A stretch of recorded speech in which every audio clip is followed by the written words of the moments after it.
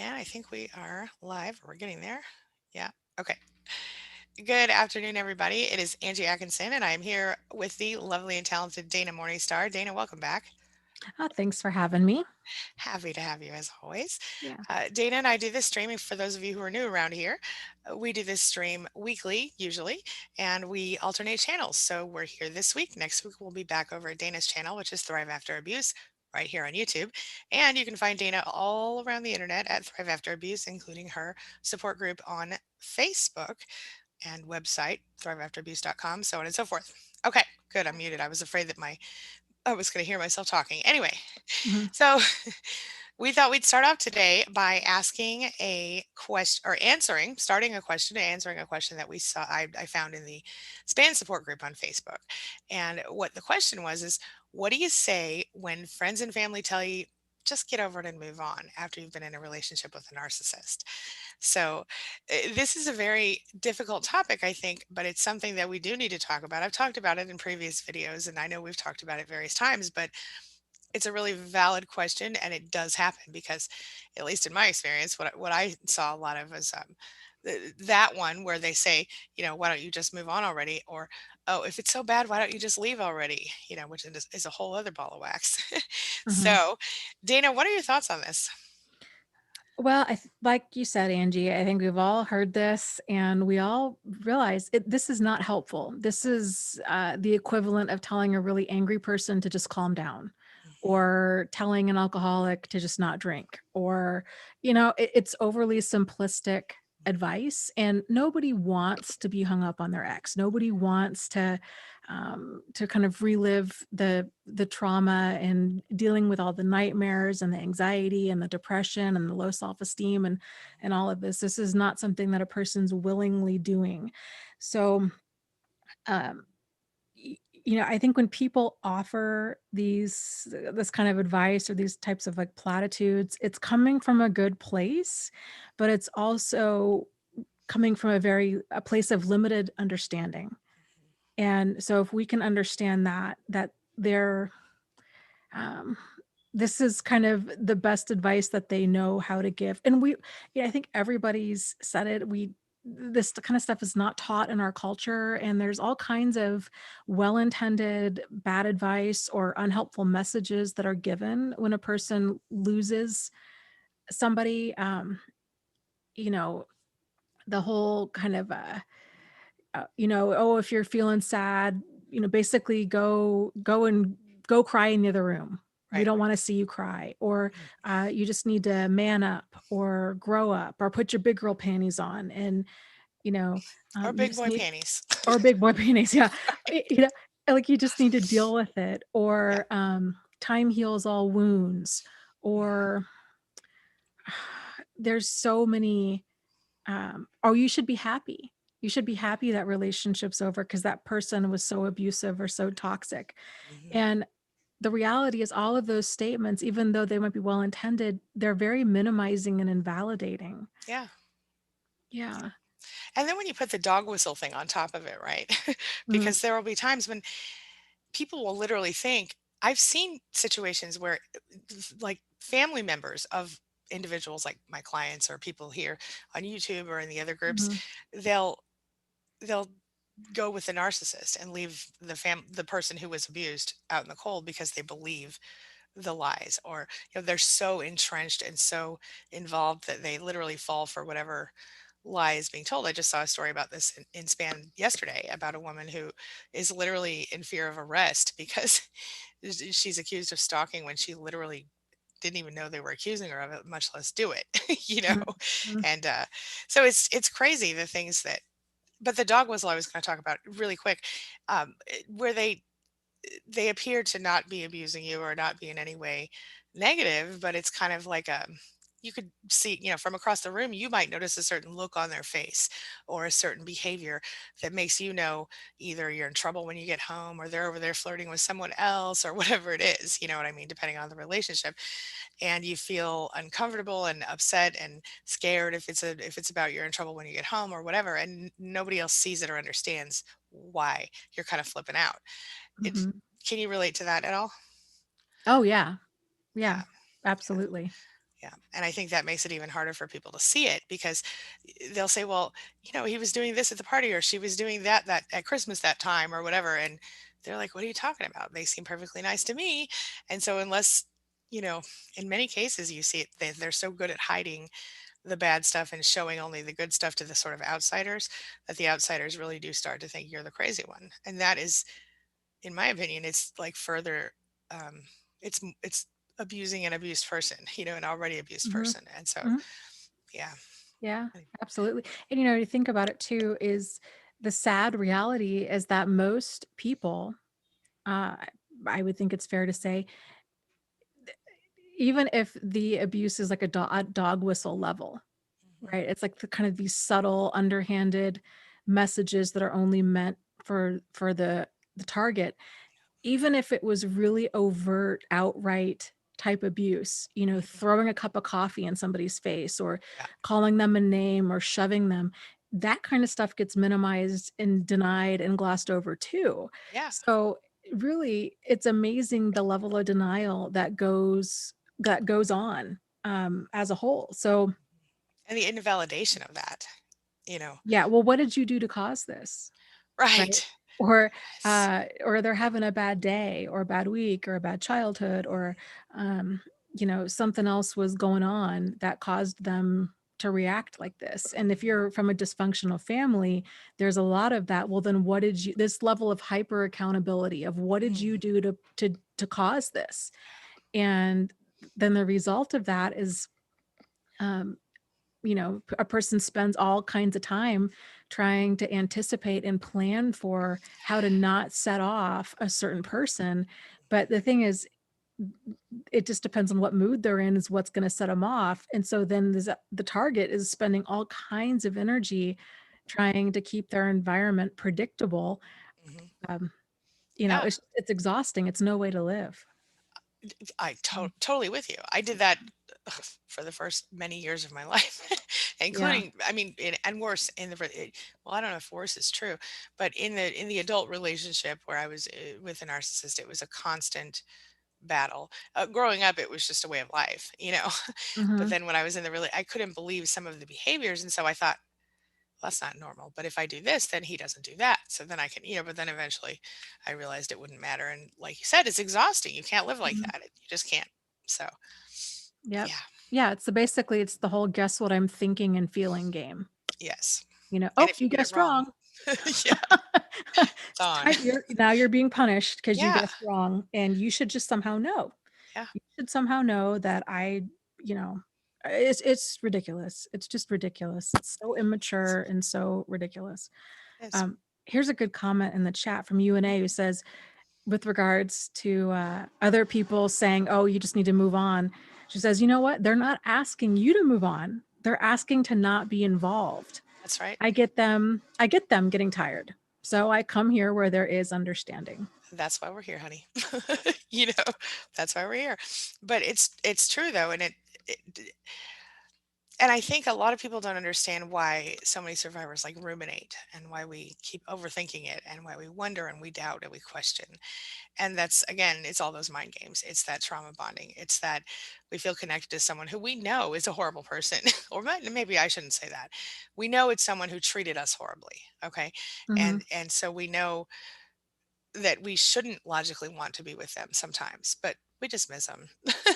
And that's confusing to people. Um, and a lot of people say, well, I would never put up with that. Guess what? I was one of those people. I said I would never put up with that. And mhm, just like everybody else who is probably here right now on some level, I did because I didn't really fully understand what I was in the middle of when it was happening. mhm, And I think that's something that I hope we can help to alleviate on some level by doing what we do, right? By spreading awareness or whatever. But at the same time, there's this it's very difficult to see from the inside, you know. mhm, Yeah. So, like I was thinking of like those churches that have beautiful stained glass windows. If you're inside of a church with stained glass windows and it's dark outside, you can't see anything. And if you're outside and it's light outside, you can't see the beauty of those things. But if you mhm, you know what I mean, but they're there. mhm. I don't know if I'm making sense. Anyway, so I kind of Well, lost my here's another good, yeah. example here. This is from Anja, who says, explaining narcissists is like explaining bullying. Mm, Um, what happens, don't show how it is to deal with it. I'm not sure what that part means, but the explaining narcissists is like explaining bullying. mhm, There's so much truth in that. So the person on the receiving end of it, the person doing the bullying might do something. They might even say something like, oh, okay, I'll see you tomorrow. Right. And then you're mhm, trying to explain to this other person how you're absolutely terrified. And when you're trying to explain it, you're realizing, like, you're very aware of the words that are coming out of your mouth and how dramatized it's sounding. right. And then you even become more frazzled. You're like, no, no, no, this is a big deal. And but they said this, but this is what, their body language, and I know this is what they mean, and da da da da. And to other people who haven't seen it, or who aren't on the receiving end of it, you know um their reaction, and this is where it can get so dangerous with people who are not familiar with this, Mhm, other mental health professionals, life coaches, you name it, where they'll try to walk you through and be like, oh no, these are these disempowering beliefs. mm, Like, what do we know is true versus like the narrative that you've created around this. yeah, And that's kind of this unintentional but kind of clinical form of gaslighting yeah, that happens. And it's that is so toxic. Yeah. incredibly. I totally agree. Levy says they also compare other types of abuse and say, see, that's not happening to you. What are you complaining about? And I did that to my darn self. I told Mhm, myself, well, I'm not being hit, so it's not that bad. It's not that serious because I did get hit growing up. And mhm, so I thought, well, nobody's beating me, you know, so I'm mhm, fine, and that's not, that's outdated and a misunderstanding, I think, in my, because just because somebody is like, so let's say somebody has a let's say somebody's got a little knife and they're just kind of scratching on your skin a little bit with it, and it's hurting and they keep digging in deeper, but it's taken a long time or whatever. And you're like, well, at least I'm not just cutting my arm off. You know what I mean? Like, it doesn't, yeah. just because, and that's maybe a bad example. My point is, just because it's not worse than it is doesn't mean it's really bad. And we know that psychological abuse, emotional abuse, they say, oh, they leave more scars. I'm here to tell you that physical abuse leaves its own kind of emotional scars. Mhm, Um, but but when you throw, gaslighting and, other types of, projection, all the other stuff in there, like especially the gaslighting, which I think it's connected to everything. But anyway, it it's way deeper, and uh, it's like, they say a mind f. I don't want to say that F word on my channel, but mhm, it is. I mean, it's that serious, I think, sometimes. And I think the longer we are in a relationship with these people, the less we even recognize the level to which we change ourselves for them, and the things that we start to believe about life and ourselves and them as a result of it. mhm. So it is difficult to explain to people who don't get it, because we end up in this almost cult. Well, you were the one that actually brought this to my attention the first time, Dana, when the first time we ever talked on one of these Hmm. streams, when you said they were like, narcissists are like cult leaders. And it's the truth. And since you're the one who gave me that concept in the first place, talk about it a little bit. Mhm. I did make videos on it, but I want to know your thoughts, because your thoughts were so interesting on that, if you want to. Sure. You didn't cut your hair, did you? No, no, no, it's Okay. just I'm just making tuck sure. tucked back. Yeah, no, no. Okay, go on. Uh, yeah, well, that's what happens when you get a very, manipulative, um, highly persuasive person. They don't even have to be charismatic. A lot of times they are, but sometimes they're not. Yeah. And but their persuasiveness or their insistence on their version of the truth being true, normal decent people often mistake that for honesty, Hmm. but really it's shamelessness. Yes. It's the shamelessness that's found in narcissism and psychopathy. So that's part of it too. And then also, you're getting um And that's if they know they truly know they're in the wrong, you know? But Mhm. a lot of times they do these mental gymnastics to convince themselves that they didn't do anything wrong. So that's when it just takes it to a whole different. I mean, you're just dealing with a deeply dysfunctional, pathological person. Mhm. And it's not reasonable to expect for them to have reasonable behavior. Right. Right? So Mhm. a lot of it is just for us readjusting our expectations and realizing um, this is deep seated behavior and it's not just one or two things. Like it's a lot and it's across the board. And it Yes. didn't start with you and it's not going to end with you. And therapy, frankly, by and large, is not going to help. And I'll tell you something. Um, even if they're and this goes for anybody, myself included, we are all very limited to the insight we have about ourselves. We all have major blind spots to our personality and to what's working and not working for us. So, for a person even to go into therapy and it's just them, they're only going to be able, assuming that they're really there wanting to do the work and willing to talk about these issues, which most people aren't, they're still going to have major, major, major limitations. So, I see people all the time, oh, this person's gotten into therapy or this, that, and the other. Okay. Well, that doesn't matter, frankly. That's interesting, but be clear about your deal breakers and what kind of changes you need to see and in what time frame, because then you'll have the clarity that you're looking for. Because I've known people, I think like many of us have, who've been in therapy for 10 plus years and the needle hasn't moved at all Yeah. for them, or it's moved in other unrelated ways that aren't going to make having a relationship to any degree with them workable. So, Yeah. yeah. 100%. I totally agree. Uh, I think something that comes up a lot of the time too is I just want to tell people you don't have to explain everything to everybody in Yeah. general. You know what I mean? Because people say, well, people ask me what happened and then they don't understand. And it's very often it's very difficult to explain an experience like that because it is so, when you say the things individually, like, well, he looked at me funny at a party, like, what's that supposed to, you know what I mean? Or Yeah. he whatever. Like I've talked about this, the time that my mother ordered the pizza with everything on my birthday, even though she knew I did not like everything. And I asked her why, and she said, "Well, I didn't know what everybody liked, but she most definitely knew what I liked." you know, so Mhm. it sound when you tell somebody that they're like, "Well, so what? Your mother ordered pizza," but it's the subtle. Invalidation that goes along with it that I was using as an example. You know what I mean? And it felt like a big deal to me at 13. Yeah. So we have a super chat from T Man. Hey, T Man, welcome and Mhm. thank you. That says, which one is worse, the male covert narcissist or the female covert narcissist? I mean, I don't really think that you can personally,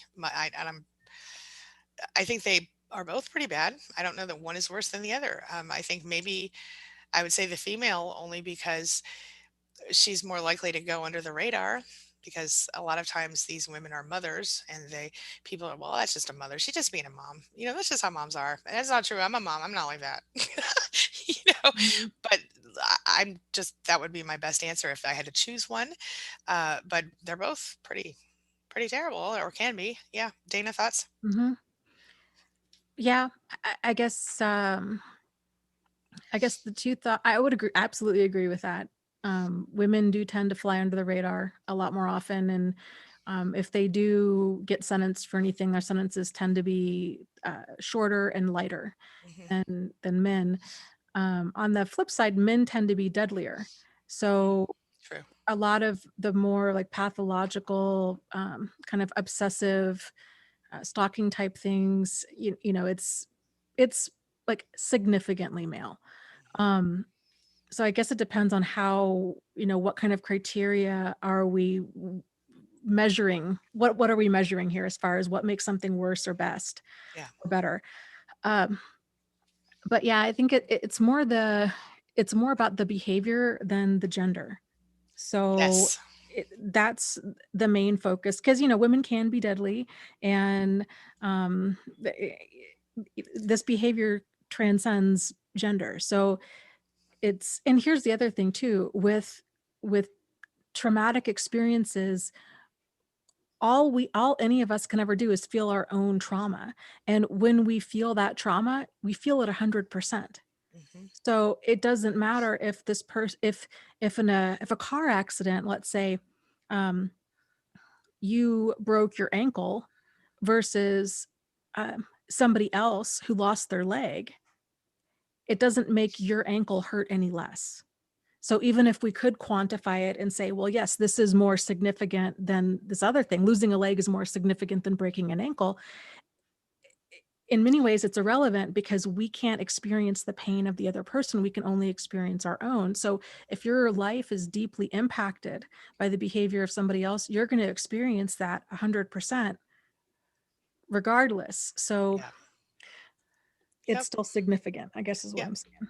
Well, just like Jerry says here, he says, unfortunately, people who have not experienced it think we sound mad as Scientologists explaining what thetans are. Or thetans, thetans. Yeah, That's great. I like that. And that's true. Yeah, that's true. And that's the unfortunate thing. I see Misty Dawn in the chat today. Hello, Misty. She's our legal expert over at Queen Being. She helps with all that stuff. Hey, cool. Misty. Yep. Okay. Let's see here. I just saw a really great comment I wanted to pull out. Okay. Crystal says, the covert narcissist I was married to didn't consider his efforts to push me out of bed at night after spinal surgery was abuse because he wasn't hitting me. And I wanted to bring that up because we were talking about, you know, the different levels of abuse, but also because that is evidence of, on his part, a high threshold for what he considers abuse. But we also, as people who may or may not have been codependent at one point or another in our lives, because I don't want to assume everyone is or has been, but we do that. We have a high threshold for abuse as well, and I think it's really important that we recognize that because often this is a little bit off topic, but I just want to address this really quick. Often we find this. I find that people will tell me things that have happened to them and act like it's nothing, and I'm shocked still. After all of people will say, I'm just, like this example here, pushing Mhm, you out of bed when you at night after you've had spinal surgery, which could probably, I mean, at least disable you, if not kill you, right? Depending on how you fall, I guess, how far and all that stuff. mhm, That's abusive. Of course it is. But when you're in the middle of it, Crystal here, she probably didn't even fully understand it, and maybe she did, but a lot of times I didn't understand in the mhm, moment when stuff was happening that it was as terrible as it was. And yet if someone else had told me, hey, this is happening in my life, I would instantly say, that's abuse. Are you kidding me? You know, it's mhm, sometimes, I guess my point is, for ourselves, we tend to minimize anything that looks like abuse to us or that could be abuse to us. And we, at least when we're in the middle of it. And I think that's really important. And it's part of the reason that I do. And I think why you do as well, Dana, what part of what we do when we share information about, hey, this is how you recognize abuse, because people don't, people just think something's wrong with them. That's how I found out about all this in the first place back in the day, because I was researching what was wrong with me. And then mhm. I found that it was not me. It's a long story. But anyway, I'll tell you another day. Yep. Um, Well, and that's kind of the crazy making thing of it all because not, we can only do a person can only do the best they can with the information they have. And the added challenge to that is if everybody around us is operating from that same mindset of, oh, we're just gonna continue to excuse bad behavior and make light of it because commitment's forever, marriage is forever, all relationships take work or all these other kind of pieces of well-intended bad advice, yeah. then everybody's justifying it. But then the absolute maddening part of it is finally when if we get to that point where we finally do leave, then a lot of times it's those same people that are like, well, why did you wait for so long? Or you just need to hurry up and get over this person, or all kinds of just damaging and invalidating and minimizing. It's crazy. That part's crazy making. Yes. They're telling you, "Oh, no, everything's fine, it's not a problem, it just needs work, you need therapy, they need therapy, you need couples therapy, you need religion, you need rehab, you need all these things," and then it still doesn't work, and then it's sort of like, "Oh, well, what's wrong with you that you stayed for so long?" Yeah. And you're like, No doubt. "Okay, I give up." Like, but I think the big takeaway in that is the importance of thinking for yourself and being able to validate yourself of Mhm. if it's an issue for you, then it's an issue and it either gets resolved or it doesn't. And if it doesn't, then what? And to not look to outsiders for confirmation that you're making the best decision for you because they don't have to live with the results, Exactly. you know? 100%. Yeah. Now, this is a really good question from Michelle. Do you mind if I pull it out? No, go for it. I have one after you though, too. Perfect. Okay. Michelle says, I would really like a healthy way to respond to people who make accusations of playing the victim. I asked someone not to curse at me, and they told me to quit playing the victim, please and thanks. This is a great question. My initial, I just want to say really quick, my initial answer is wrong, and I'm going to tell you anyway. It's well, then quit playing the aggressor. But in that case, but that's the wrong answer. I think. Dana, thoughts? Uh, actually, I like that. I think Okay. it calls it out onto the mat, then quit attacking me. Right. Exactly. You're Yes. coming at me sideways, Hmm. cussing at me, being aggressive like that, then I'm not playing the victim if you're actually attacking me. Right. And asking a person not to curse at you is not playing the victim. That's actually standing up for yourself. Just saying. That's not playing the victim. I agree. I mean, this is the kind of mental gymnastics and crazy making that you deal with these kinds of Yes. people. Like Exactly. they, in their mind, they are just always right. Oh yeah. It's like And it's yeah. exhausting. There is no, the only strategy to have with this kind of nonsense is just to get distance from it. So you can have, it does, I mean, functional or dysfunctional comeback, whatever you end up going with, it's not going to matter because they're still going to think that they're in the right and that you're overreacting because that's the part of that narcissism. They will not see their part in it Right. and they will not sincerely own it. And this is why this behavior keeps happening. So, you Yeah. know, um, Yeah. It's yeah. It's like it happens to where like I can't tell you how many times I've over the years I dealt with, it I didn't well, okay, with growing up, it was I was once pushed in a negative way that caused me to go down the stairs and hurt myself a little bit, mhm. and then I cried because that's what people do when they're in pain. And I was told that a similar line to that. So uh, I was not playing the victim. I was hurt, you know, and of course I couldn't at that time stand up for myself in any way because I was not allowed to. But there was certainly yeah. So no, I guess that's my point. You know, and another way to kind of take that, another comeback to that would be if they say something. Okay, so they cuss at you. You say, "Hey, man, I don't, don't talk to me like that. Like, I don't appreciate being talked to that way." Mhm. And then, oh, you need to quit playing the victim. If when they come back, have some sort of comeback to your boundaries, and the issue here is not communication, right? It's That's not right. explaining to them why it's not okay to cuss at another person. They know that. Right. Anybody over in school age, by the age of 6 years old, knows this. Okay, Right. and if they truly don't know it, then you've got much bigger issues, to, much bigger Yes, fish to fry here, and you indeed. just back away from that person. But to tell them, you know, I've decided that I am no longer going to argue with fools. I like that. And so Mhm. then if they keep trying to engage with you, "Well, what do you mean? Are you calling me a fool?" Uh, all you do, then you make it a point to not argue with them. "No, I'm not." Mhm. "Oh, well, you think you're better than me?" "If you think that, that's what I think." And so that's kind of, you're still winning, right? Because you've made it Mhm. clear, I'm not going to argue with fools. So if I'm not arguing with you, then I think you're a fool. Yeah, But I'm gonna keep allowing you to think that you're right, and I'm gonna agree with everything you say. I love that. I would add, don't do that with a physical abuser. But outside of that, 100%. yeah, Thank you for clarifying. I was thinking that right when I ended that, of yeah, be wary about that because you don't wanna be kicking a bee's nest and put yourself in right. major harm's way. And I mean, from what research and understanding is narcissists, the majority aren't, but there are those who are. And of course, there are those who never did and then they start, but you'll usually be able to recognize a violence in a person like that, like, you know, beforehand up to a point. At least I was able to.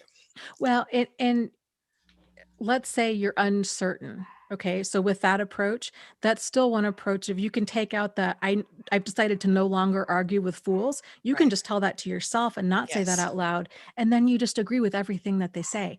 Yeah. When it takes two people to argue, and so when you diffuse it by not arguing and getting into that with them, they don't, it takes the wind out of their sails. 100%. That's So excellent. Yeah, and this is similar. It's similar to Gray Rock, sort of, but it maybe has a little more sass to it, which I always enjoy. If you think of it, I found when I practiced similar tactics, when I realized what was happening, and I tried Gray Rock or something like it.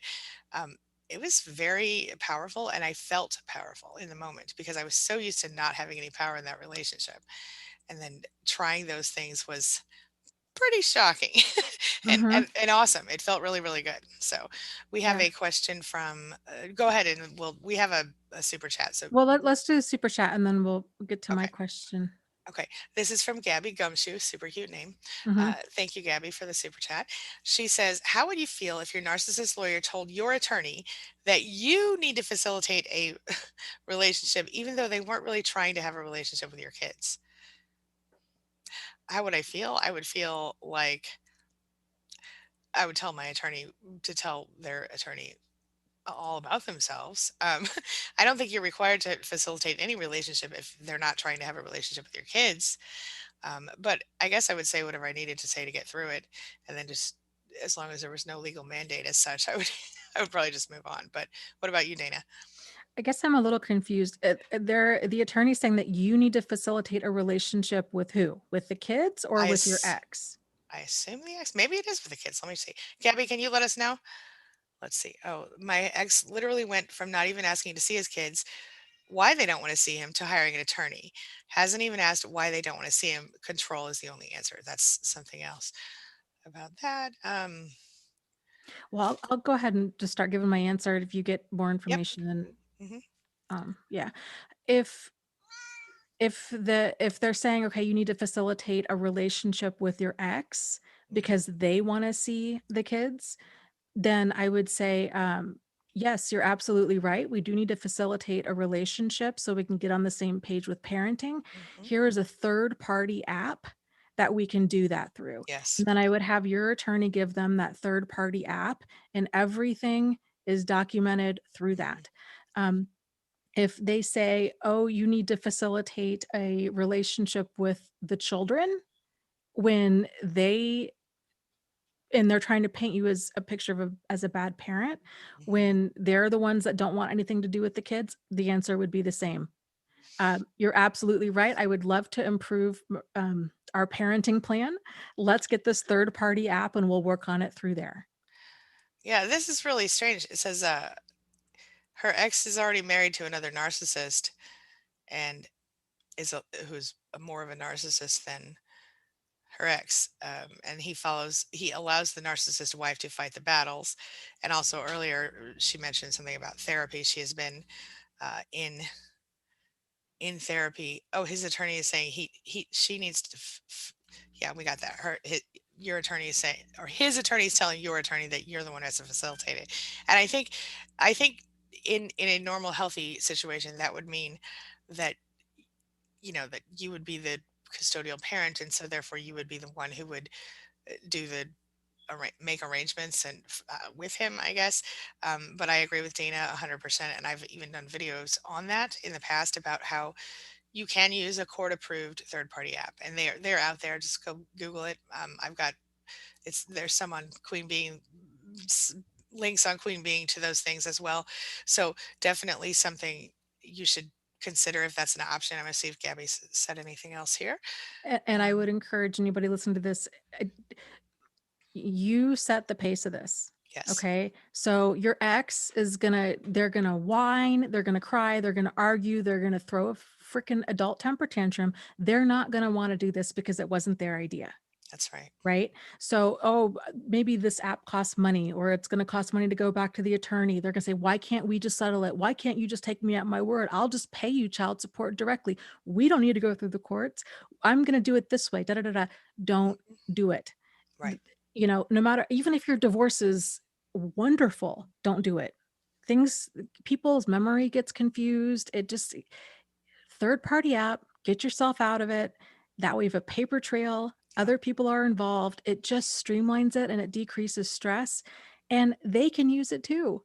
So if they're trying to nail you for something, you know what? There it Let's is. just, if there's an issue, I want to deal with it and I want to address it. Let's use this third party app, paper trail, court approved, boom, boom, boom, done. Yeah, and there's a reason those exist. It's for situations like this. You know? Yes. Yeah, that's right. Right. Yep. I'm really sorry to tell you this, but we have an not sorry, but we have another super chat. Oh What my gosh. I know. Okay. Okay, we'll do this one really quick. Okay, this is from Charlie, Uh, who says, I suffer with Asperger's. I have a difficulty controlling my anger. I grew up in a broken home. Parents and siblings were narcissists. I was the scapegoat, and my Asperger's was always used against me. mm. And I can imagine that would be very difficult. Um, I don't I don't see a question, but I'm trying to see if there is one that I'm. Dana, what are your thoughts on that while I look for a question? Well, I think that, um, I guess my heart goes out to you. I can only imagine how, just frustrating and invalidating and enraging that must Mhm, have been, and kind of makes sense as to why that there's some difficulty controlling anger. mhm. To be chronically invalidated like that all growing up is going to cause a lot of unresolved anger. Yes, So, yes. Yes. yeah. Oh, here's another detail from Charlie. He says, I was the most sane, honest, and creative one in the family, but I was made to feel less than and unworthy due to my Asperger's, which was used against me. Yeah, I absolutely can relate to that. I mean, I don't think I have Asperger's, but I definitely was that kid, the one that was different and weird. And I was accused of being bipolar and even medicated for it, and I am not bipolar and never have been. So, and I'm not just saying that I have proof of it, diagnosed proof that I'm not. So, Mm, it's messed up the things that they'll do, and it's feeling unworthy is, I think, a large part of why we end up in relationships with toxic people as adults later, because we mhm, go through so much invalidation. I personally spent so much time trying to even feel like a real person. I didn't even feel human, like on the same level as other humans. I know that sounds stupid, but I didn't. And so I get that. I get it. And I don't know if I was more sane or less sane than anyone else in the family, but I certainly knew that I was not as important or as good as them. And so I think feeling that unworthy, Charlie, is what I think why a lot of us get stuck in those adult relationships when we do. So, 100%. Well, and if you remember, if anybody out there is a fan of the old Twilight Zone show, mhm, there is an episode, this was back from, gosh, it's one of the earlier episodes where uh, there's a woman, she's surrounded by doctors and nurses. She's getting some sort of surgery. She feels incredibly, um, she's getting all of this work done because she's so hideous. mm, Right. And then at the end, kind of the grand unveiling is, oh no, she's not actually hideous. She's beautiful, but everybody else in the society is hideous. And they have just yeah, kind of these like melty looking faces. And um, that's kind of how it's like when you're the most functional member of a dysfunctional family. mhm, Everybody's like, God, you're so messed up. You're so crazy. You're so this, you're so that. And yeah, you grow up thinking, oh my gosh, I am so fundamentally flawed and broken. And then you get out of that family or that society and you realize, oh my gosh, no, it's them. right. Like I'm a reasonably functional person. It's them. And that's very eye-opening, and I'm so glad that you can see that now, Charlie. Yeah. And Charlie adds another bit of here's his question. Mhm. My question is, how would you advise me to control my anger even today when Asperger's makes whatever feelings you're having feel like they're multiplied by 10? And I would say this, I don't have Asperger's, like I said, as far as I know, but I am technically not neurotypical because I have ADD. So I'll th- tell you this much. I don't pretend to fully understand, and I can't say that I've done enough research that I can give you a fully accurate answer here. So this is a disclaimer. But for me, what I do is situations where I feel incredibly angry, which I think is warranted and justified in abuse situations and narcissistic abuse situations. Um, and especially when, for someone being used as a scapegoat on a consistent basis, it's exhausting and everything else. For me, one thing that I tend to do is um, I step back emotionally as much as I can. I ask myself, but this is not in the moment. In the moment, you have to let your anger be a thing. If it happens, you're allowed to be angry. I think as long as you're not physically hurting anyone or actively emotionally striking out at people, that's positive. But I think there's more to it than I think I would use pattern interrupts if you can. I would remove myself from the situation if I'm in face to face with the person. I would end the conversation if I was on the phone with them, and then would go on to whatever coping techniques work for me, which are pattern interrupts and reminder to, okay, I have an example. Yesterday I got very upset about a situation that does not directly involve me, but one that the mama bear thing happens. Mhm. And this was someone that I'm not going to go into any more detail than that, but it was one of those people that I gave birth to a while back. um, Mhm. and something happened Mhm. that upset me for them, not at them. Mm, mhm. And I felt very angry, and I found this meme that said, mama bear is a cute way to say, um, it said, Mama Bear is a cute way to say, if you hurt my child, I'll cut you open and eat your insides. Mhm. And I Mhm. felt that. Okay. But instead of focusing on that, I started to think about, the bigger picture and the things that, I got into my thoughts about gratitude and feeling stronger and healthier, whatever. And I focused on what I could control, not what I couldn't control, etc.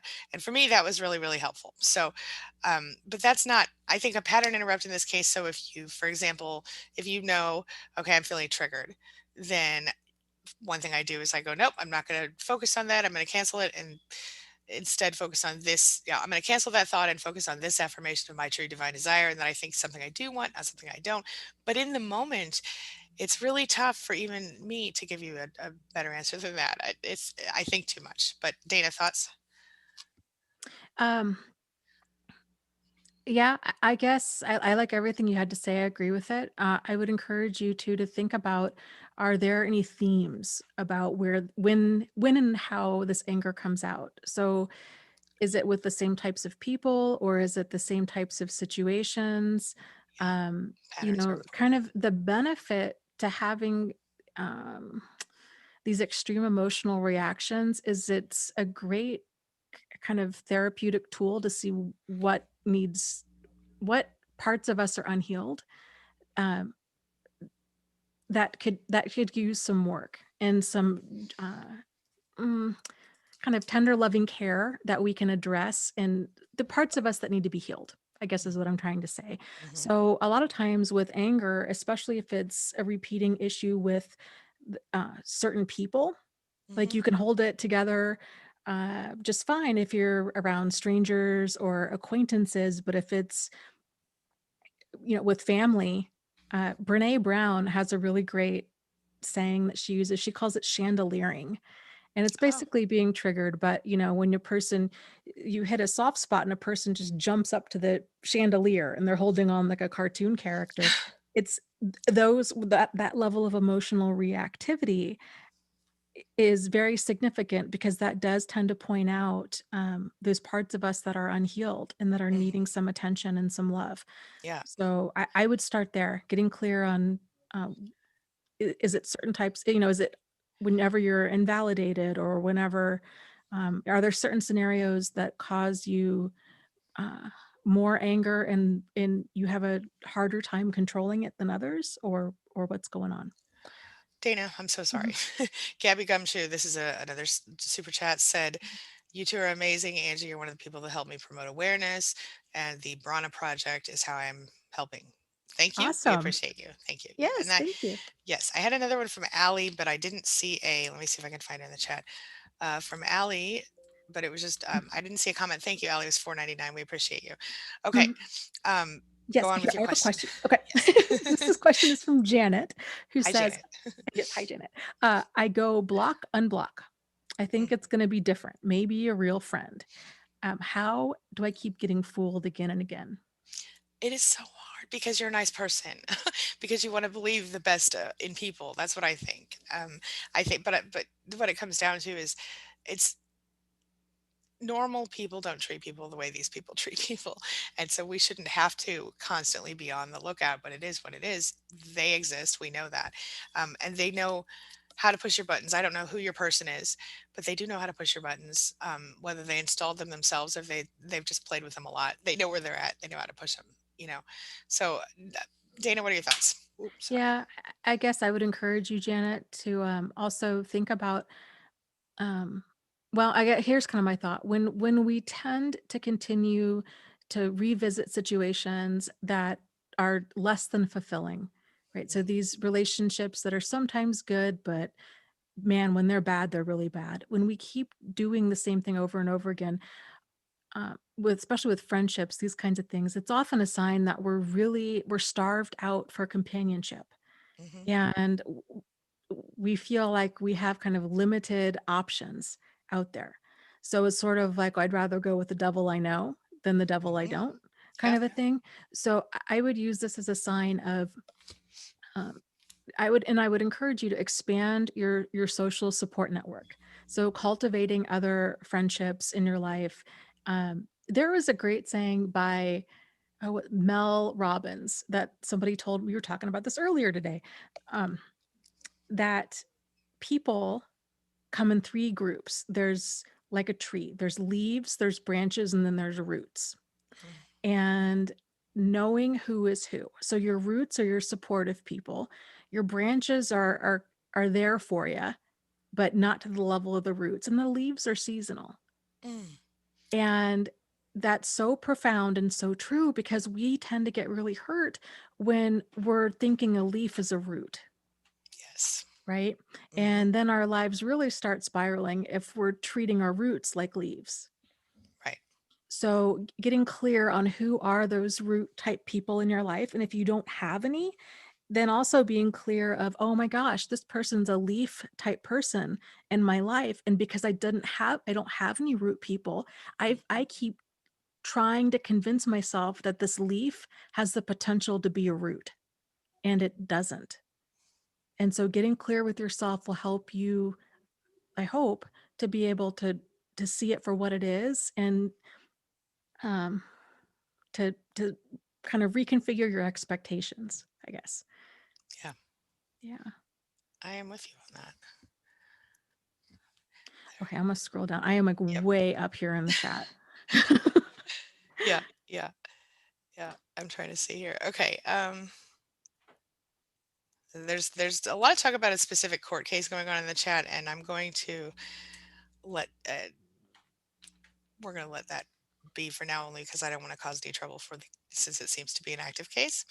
Um, Now, here's something that Julie said that I think is really interesting, and I like this. We've talked about it before. The emotional abuse is so subtle that over time you don't even know how you got there, like the frog that dies in boiling water. You know, where the frog gets it's in the pot of water. It's kind of warm, kind of fun. They swim around, everything's cool, and before they know it, it's over and they're boiling. You know, and because it warms up slowly, it doesn't just happen. You know, I think that's a powerful visual. I think I even made a cartoon video about it one time, but it didn't get graphic. Don't worry. But I think that's really true. What are your thoughts about that, or do you have another comment for us? I guess can you repeat that? I'm sorry, I got Yep. lost in a question here in the chat. Understood. Julie said the emotional abuse is so subtle that over time you don't know how you got there, like the frog that dies in the boiling water. And I think that's a really powerful visual of what this feels like because a lot of people look at you and they go, I don't understand why you would let that happen to you. And you go, what do you mean?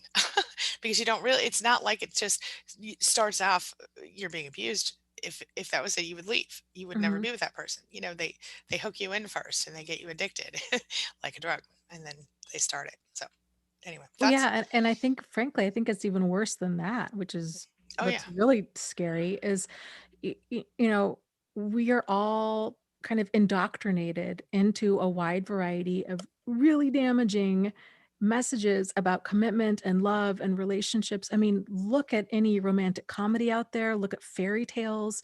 The roles for men and women are both incredibly damaging. Yes. And so even if you do grow up in this amazing home that with real kind of actualized parents who have, boundaries and standards and deal breakers and assertive communication, the odds of you, falling into a pothole when you step out the door, a pothole created by society, is huge. Yes. Because then you've got all of these other messages coming at you from religion, from movies, music, peers, friends, all these other people.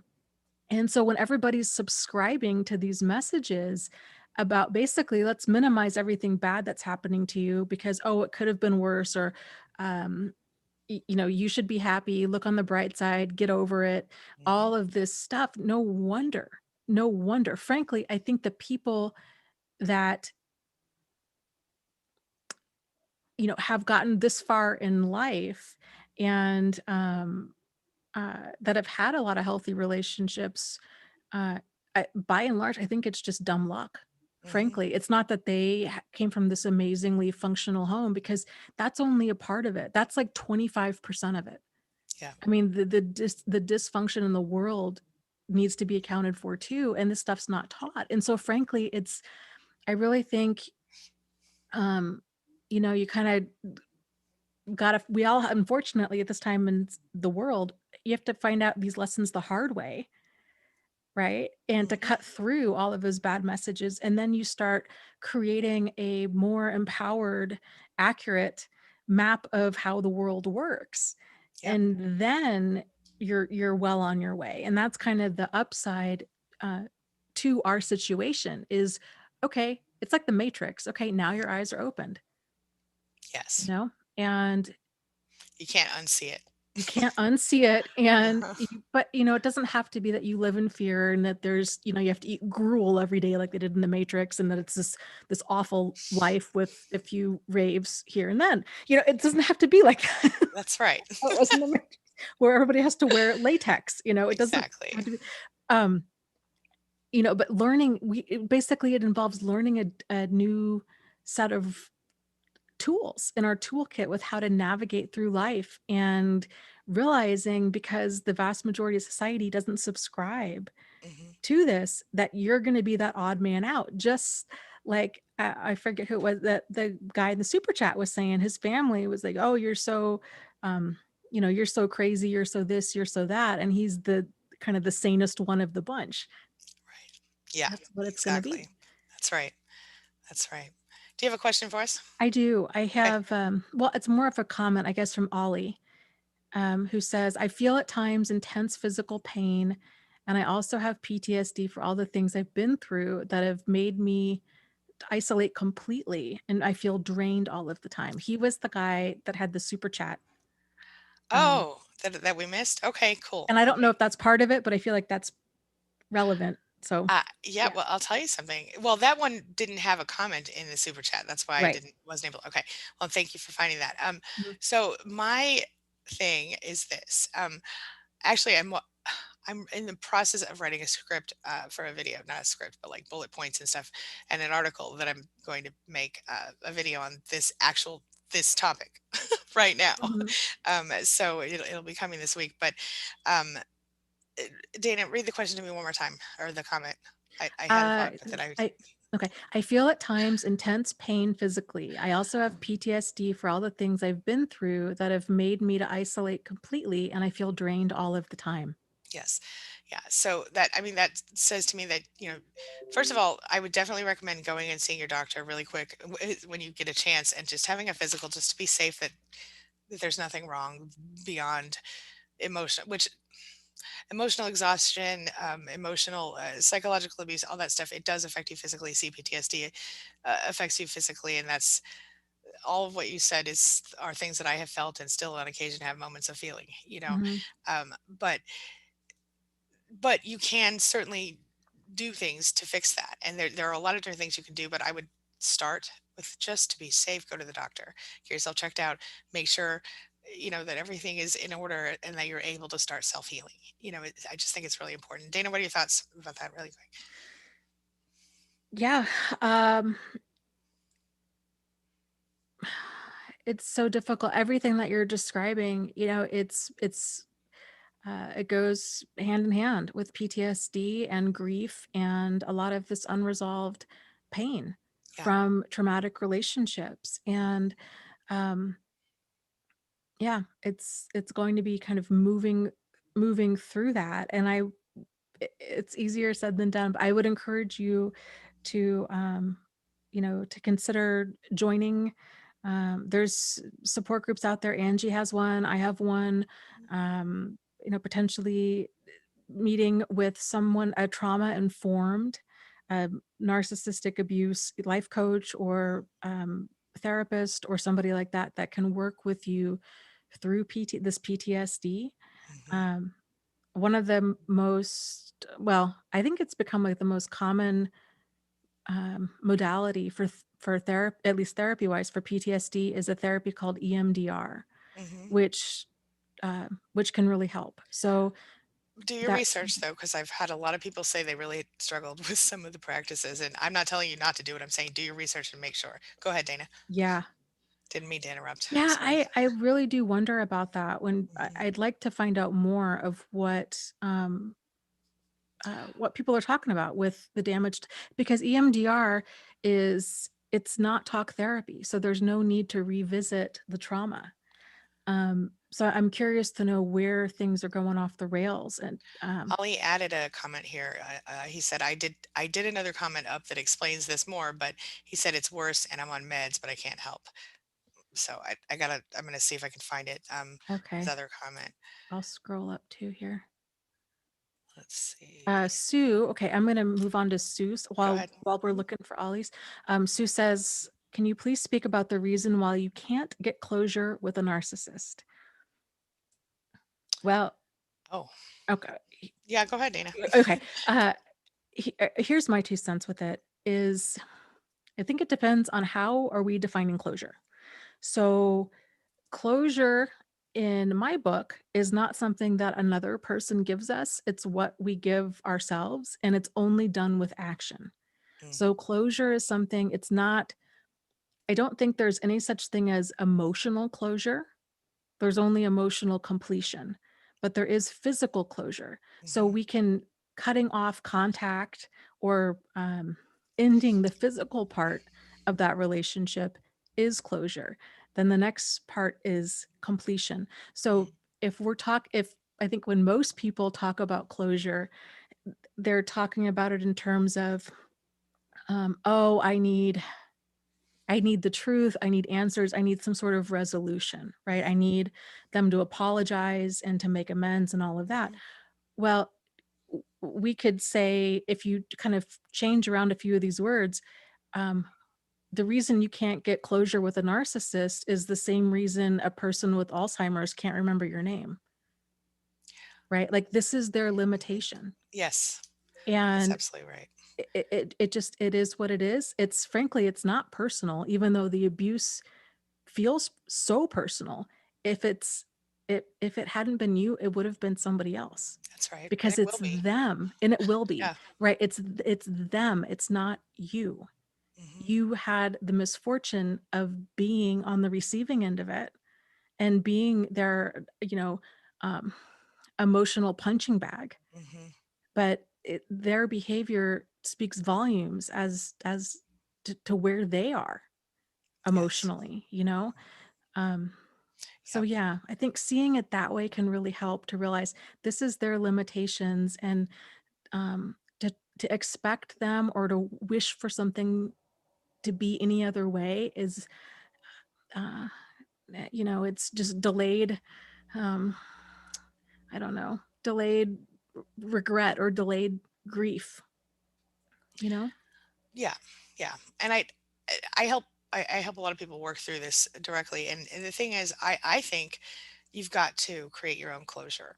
And one of the things you were spot on when you said the motivation, why people want closure. Most of the people that I know that you know very well, but most people that I talk to say the same thing. They feel like they deserve an apology, or they just want to know the truth. I just need to know. I just need to. And some people will literally, they can't move on until they know for sure, or they believe for sure that that person is a narcissist. And I say, but does it matter what the diagnosis is? Because they obviously abused you and treated you really badly. And they go, but I just need to know. And I think that's, and I know for sure that part of that is because they wanna make sure it's not them, that they're not the problem.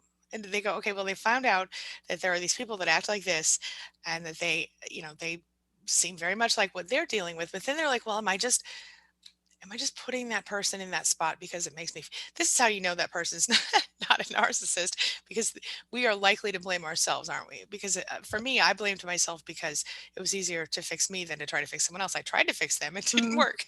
So that I turned inward and tried to fix me. um, but my point is, I think that one of the best ways to work through that is to uh, do something that creates your own closure. I think we need to grieve those relationships, and I think a lot of us don't understand why, but we do. And it's directly because of, similar to a death in a way, but Mhm. you're grieving the person that you signed up for, not the person you got, or the person that Mhm. you wish you had had if it was a parent or whatever. Mhm. And then once you've grieved it, then you also have to release your need to be attached to it, which is very difficult. And there are different techniques I use with people for that. It's incredibly uh, it's very powerful and important to do that. So Mhm. I wanted to really quickly, Dana, and then if you have another question, or more thoughts, but really quick, I saw something. Somebody asked, "Where do you find the groups?" They are on Facebook. Dana's is Thrive After Abuse. Mine is the Queen Being Spanily. For mine, you can also go to queenbeing.com/span SPAN, or /group dash support, and find several different groups there. Dana, thoughts on that? We're in it on thriveafterabuse.com as well as Facebook. Is that where they can find it Um, for yours? yeah, we're refiguring our website group, Okay. but right now the Facebook group is the one that we have going. Just make sure Okay. that you're joining or participating in the Facebook group and not on the page because Yeah, the that's page is important. open to the Yeah. public. Yeah. Yeah. Also, another thing, Gabby said, "Can I use you above my referrals?" I'm not sure what we mean, but if you would please just email me, that would be awesome. We could talk about it. Angy Atkinson at Gmail. Um, okay. Dana, did you have a question or a comment that you, Here is a great comment from Human Love Solidarity who says, great no name. closure. I know, right? Yeah. Who says, no closure because there was not a relationship of reality. Um, I think from their perspective, from the narcissist perspective, it's about making you feel further invalidated. I think it's about feeling that they don't owe you anything from their perspective. I don't know that I can fully understand the reasons, but I also think one of the biggest reasons is they don't want closure, because if they keep the door open, then they might be able to come back when they need more supply from you or of your brand.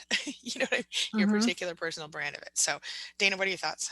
Yeah, I would agree, and I think human love. You're right in so many ways that the reality is when there is another person that has who has such pathological behavior, you are not sharing the same reality, and that's Mhm, very difficult for mhm, I think any of us to understand because we kind of think, well, facts are facts, and this like we all have this certain agreed upon facts, yeah. right? And it's weird when we realize, oh my gosh, no, this person has such a radically skewed perspective Mhm, where they're flat out lying about the facts, or they've lied and they've somehow convinced themselves that their lies are the truth. mhm. Or I mean, it's absolutely wild. So yeah, realizing you're not sharing the same reality, so you're definitely not gonna get some sort of closure Mhm. that would be helpful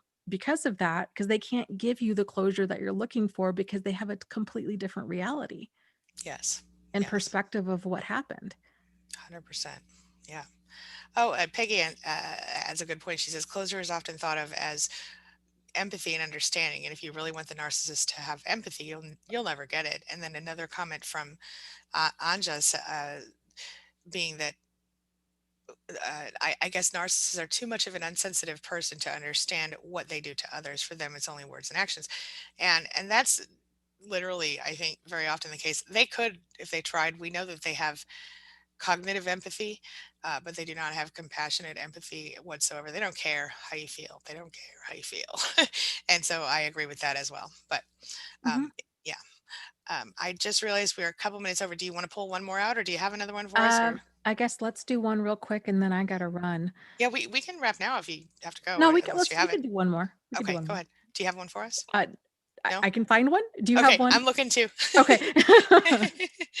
Okay, let's see here. Uh, well, we have. Um, I don't know if that's going to be a whole other thing. Okay, listen, guys. Before while we're looking, let me just say this really quick.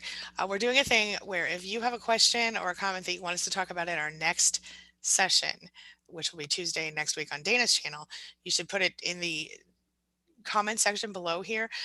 We will look back through the chat, but you should also, if you stick around until we wrap up for today, you should, or if you're watching on the replay, put it in the comments below, and we'll pick it up for the following week. All right, let's see here. Yeah. Actually, I wanted to add something.